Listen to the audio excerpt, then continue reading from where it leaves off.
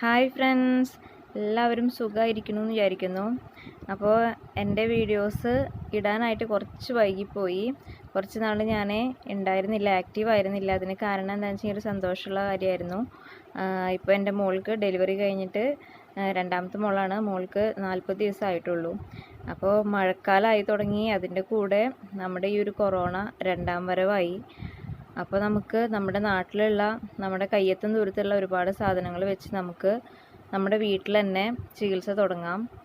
അപ്പോൾ ഈ മഴക്കാലമായി കഴിഞ്ഞാൽ കുഞ്ഞുമക്കൾക്ക് മുതൽ നമുക്ക് വരെ ജലദോഷം, പനി, ചുമ എല്ലാം വരുന്നുണ്ട്. അതുപോലെ തന്നെ നമ്മുടെ ഈ ഒരു കൊറോണയ്ക്ക് നമ്മൾ വീട്ടിൽ ചെയ്യുന്ന ഒരു വെള്ളം തിളപ്പിച്ച് കുടിക്കുന്ന ആ ഒരു രീതിയും കൂടി ഞാൻ പറഞ്ഞു തരാം. അതെല്ലാവരും ചെയ്യുന്നതാണ്, എന്നാൽ കൂടി ഞാൻ എൻ്റെ ഫ്രണ്ട്സിന് ഞാൻ ഷെയർ ചെയ്യുകയാണ്. അപ്പോൾ ഈ സാധനങ്ങൾ ഞാനിപ്പോൾ ഇതിൽ കാണിച്ചിട്ടുള്ള എല്ലാ സാധനങ്ങളും നമ്മുടെ വീട്ടിൽ കയ്യെത്തും ദൂരത്തുള്ളതാണ്.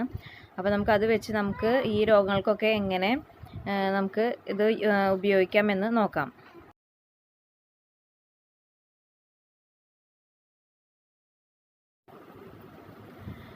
നമുക്ക് കുഞ്ഞു കുട്ടികൾ മുതലേ വയസ്സായവർ, ഗർഭിണികൾ എല്ലാവർക്കും ഉപയോഗിക്കാൻ പറ്റുന്ന ഒരു പൊടിയാണ് ഞാൻ പറഞ്ഞു തരുന്നത്. ആ പൊടിക്കായിട്ട് ഉപയോഗിക്കുന്ന സാധനങ്ങൾ ഇതൊക്കെയാണ്. അതിനായിട്ട് ആടലോടകം ഏറ്റവും മുകളിൽ കാണിച്ചിട്ടുള്ള ചിത്രമാണ്. അത് നമ്മുടെ പറമ്പുകളിലൊക്കെ ഉണ്ടാവും. അതുപോലെ ഇതിലേക്ക് നമ്മൾ ഉപയോഗിക്കുന്ന അരി അത് വേണം. അത് കഴുകി വെച്ചിട്ട് വേണം നമ്മളത് ഉപയോഗിക്കാനായിട്ട്. പിന്നെ കുരുമുളക്, കൽക്കണ്ടം, നല്ല ജീരകം, തുളസി, പിന്നെ പനിക്കൂർക്ക, ഇതെല്ലാം നമ്മൾ ഒരുമിച്ച് വെച്ച് വറുത്ത് പൊടിക്കുകയാണ് വേണ്ടത്. അതിനായിട്ട് അരി നമ്മൾ കഴുകിയിട്ട് വാര വയ്ക്കുക. എന്നിട്ട് അതൊന്ന് വറുത്ത് വരുമ്പോൾ നമ്മൾ ഈ കുരുമുളക്, പിന്നെ അതുപോലെ നല്ല ജീരകം, തുളസി കഴുകിയതും, പനിക്കൂർക്ക കഴുകിയതും, ആടലോടം കഴുകിയതും നമ്മൾ പിച്ചിയിടുക. എന്നിട്ട് നമ്മൾ നന്നായി ഒന്ന് വാട്ടി അതിൻ്റെ കൂടെ തന്നെ വറുത്തെടുക്കുക. ഇത് നമ്മൾ ലാസ്റ്റ് പൊടിക്കുന്ന സമയത്ത് ഇതിൽ ഈ ഒരു കൽക്കണ്ടം ചേർക്കണം. പഞ്ചസാര ഒന്നും ചേർക്കരുത്. കൽക്കണ്ടാണ് ഏറ്റവും നല്ലത്. ഇതിലുള്ള എരിവും ആ ഒരു ആടലോടകത്തിൻ്റെ കയ്പ്പൊക്കെ മാറാനാണ്. എന്തായാലും ഒരുപാട് കൽക്കണ്ടൊന്നും ചേർക്കരുത്. ആ എരിവും കയ്പ്പൊക്കെ നിൽക്കണം, എന്നാൽ അധികം ഓവറാവാനും പാടില്ല. അതിനാണ് ഈ കൽക്കണ്ടം ചേർക്കുന്നത്. പ്രഗ്നൻ്റ് ആയവർക്ക് ചുമയൊക്കെ വന്നു കഴിഞ്ഞിട്ടുണ്ടെങ്കിൽ മരുന്നൊന്നും എഴുതി തരില്ല. അതായത് ഇംഗ്ലീഷ് ടാബ്ലറ്റ്സോ സിറപ്പൊന്നും തരില്ല. അവർക്ക് ഏറ്റവും പെർഫെക്റ്റ് ആയിട്ടുള്ളത് ഈ ഒരു പൊടിയാണ്. ഇതിങ്ങനെ ഇടയ്ക്കിടയ്ക്ക് എടുത്ത് കഴിച്ചു കഴിഞ്ഞാൽ നന്നായി ചുമ വിട്ടുമാറും. നിങ്ങളത് ശ്രമിച്ചു നോക്കണം. അതുപോലെ തന്നെ നമുക്ക് ഈ ഒരു കൊറോണ സമയത്ത് തിളപ്പിച്ച് കുടിക്കാൻ പറ്റിയ ഒരു ലായനിയാണിത്. ഈ ലായനിയിൽ ഇടേണ്ടത് ചുക്ക്, കുരുമുളക്, നല്ല ജീരകം, തുളസി, പനിക്കൂർക്ക, മഞ്ഞൾ, ഇതെല്ലാം ഇട്ട് തിളപ്പിച്ച് കുടിച്ചാൽ നല്ലതാണ്. ഇടയ്ക്കിടയ്ക്ക് ഉപയോഗിക്കുക.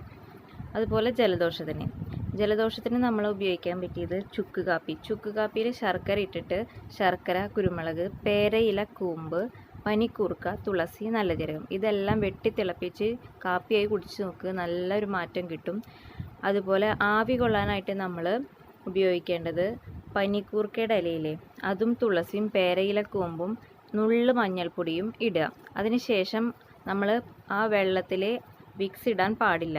അതിന് പകരം നമ്മുടെ നെറ്റിയിലും തൊണ്ടയിലും നെഞ്ചിൻ്റെ അവിടെയൊക്കെ നൈസായിട്ട് ഈ ഒരു വിക്സ് പുരട്ടിയതിന് ശേഷം ആവി കൊള്ളുക. അല്ലാതെ ഡയറക്റ്റായിട്ട് വെള്ളത്തിൽ ഇട്ടിട്ട് ആവി പിടിക്കാൻ പാടില്ല. പിന്നെ കുഞ്ഞുമക്കൾക്ക് ജലദോഷം വരുമ്പോൾ ഈ ഒരു പനിക്കൂർക്കയുടെ ഇലയും തുളസിയുടെ ഇലയും വാട്ടിപ്പിഴിഞ്ഞ് നീര് കൊടുക്കുന്നത് നല്ലതാണ്. അതുപോലെ തന്നെ ഈ ഒരു പനിക്കൂർക്കയുടെ ഇല വാട്ടി നെറുകിലിട്ട് കൊടുക്കുന്നത് നല്ലതാണ്. ഇതിലേക്ക് കൽക്കണ്ടം ചേർക്കുന്നതും നല്ലതാണ്. നമ്മൾ കൊറോണയ്ക്കായിട്ട് ഒരു ലായനി ഉണ്ടാക്കി കുടിക്കാമെന്ന് പറഞ്ഞില്ലേ, അത് നമ്മൾ ഒരു ദിവസം ഇടവിട്ട് കുടിച്ചാൽ മതി. ഒരുപാട് കുടിച്ചു കഴിഞ്ഞാലും നമുക്ക് നമ്മുടെ ശരീരത്തിൽ ചിലപ്പോൾ ദോഷം ചെയ്തേക്കാം.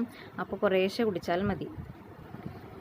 അതങ്ങനെ പറയാൻ കാരണം ഒരുപാട് നമ്മുടെ ശരീരത്തിനകത്തേക്ക് ഈ കുരുമുളക്, മഞ്ഞൾപ്പൊടി, ചുക്ക് ഒക്കെ ഒരുമിച്ച് ചേർന്ന് കഴിഞ്ഞാൽ ചിലപ്പോൾ ദൂഷ്യവശങ്ങൾ ഉണ്ടായിരിക്കാം. അതുകൊണ്ടാണ് പറഞ്ഞത്. നമ്മുടെ അത്യാവശ്യത്തിനുള്ള കുറച്ച് പൊടിക്കൈകളാണ് ഞാൻ പറഞ്ഞു തന്നത്. ജലദോഷം, ചുമ, പനിയൊക്കെ നമുക്ക് ഒരുപാട് സ്റ്റേജ് കഴിഞ്ഞ് ക്രിട്ടിക്കലാവുന്ന സമയം വരെ ഒന്നും ഇത് കാത്തു വയ്ക്കരുത്. അപ്പോൾ നമ്മൾ ഡോക്ടറുടെ സഹായം തേടണം. അപ്പോൾ എല്ലാവരും ഇത് വീട്ടിൽ ചെയ്ത് നോക്കുക. അപ്പോൾ എൻ്റെ കുഞ്ഞുമോള് എണീച്ച് തുടങ്ങി. അവൾക്ക് എൻ്റെ സൗണ്ട് പിടിക്കണില്ല എന്ന് തോന്നുന്നു.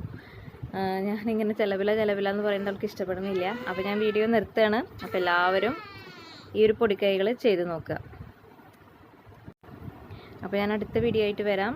അപ്പോൾ എല്ലാവർക്കും നമസ്കാരം. ആദ്യമായി കാണുന്നവർ സബ്സ്ക്രൈബ് ചെയ്യാൻ മറക്കരുത്. തൊട്ടടുത്ത് കാണുന്ന ബെല്ലൈക്കൺ കൂടി ക്ലിക്ക് ചെയ്യണം. എന്നാലാണ് ഞാനിടുന്ന വീഡിയോസ് നോട്ടിഫിക്കേഷനൊക്കെ നിങ്ങൾക്ക് ലഭിക്കുകയുള്ളൂ.